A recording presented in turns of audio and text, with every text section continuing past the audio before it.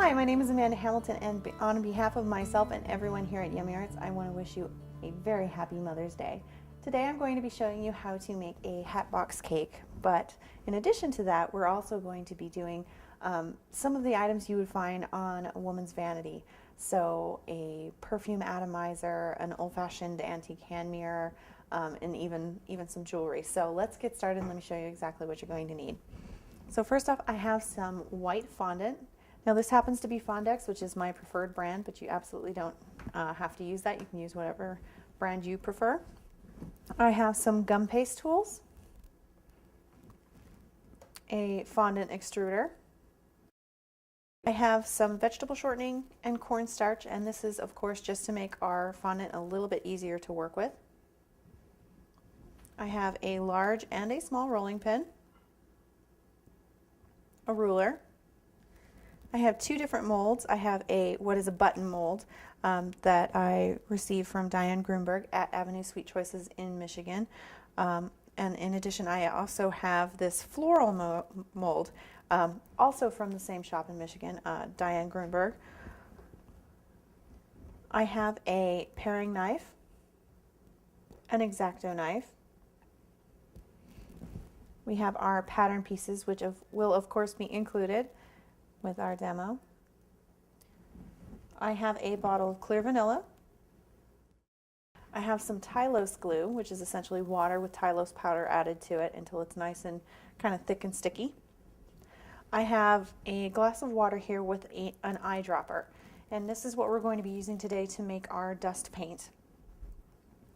I also have a small ramekin full of water, and this is what we'll be using for construction. Now I have here, this is actually a platter for putting deviled eggs on.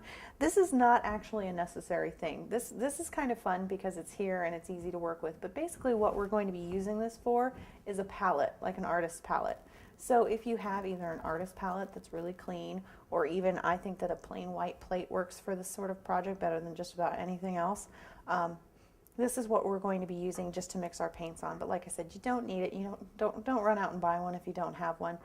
Just a plain white plate will work just fine. I have a collection of paintbrushes here. You can see everything from a half-inch flat down to a very small detail brush. I have a Corian board, and we're just going to be kind of using this to put our modeled pieces on, our mirror, our perfume atomizer. If you don't have one, it's not necessary. I just like mine because nothing sticks to it. It's been nicely seasoned. I also have my dusting brushes, and if you've watched any of my demos before, you know that these were purchased at a drugstore for eye makeup. They work really, really well and have a wide variety of applications. And finally, we have our kind of scary amount of Petal and luster dust, and I'm going to run through those colors with you. We have our 24 karat gold and our edible silver. I have some olive green luster dust, and we're actually going to be using this to antique our metallic pieces. I have some super pearl luster dust. I also have a holly green, a super green, and a lime sparkle luster dust. I have a Buttercup yellow and an Aztec gold. I also have two colors of pink luster dust. I have a coral and a raspberry, and I have a soft pale pink petal dust. And then I have two other petal dusts.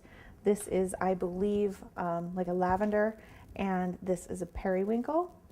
Now, these are just the petal dusts that I had on hand. We're going to be doing kind of a very, very soft floral pattern today, but basically you just want to kind of pick a color palette you like. We're going to be going with some pinks and purples, a little bit of yellow and greens, but if you want to take this in a different direction, maybe just go with yellows and blues, or whatever you find most pleasing.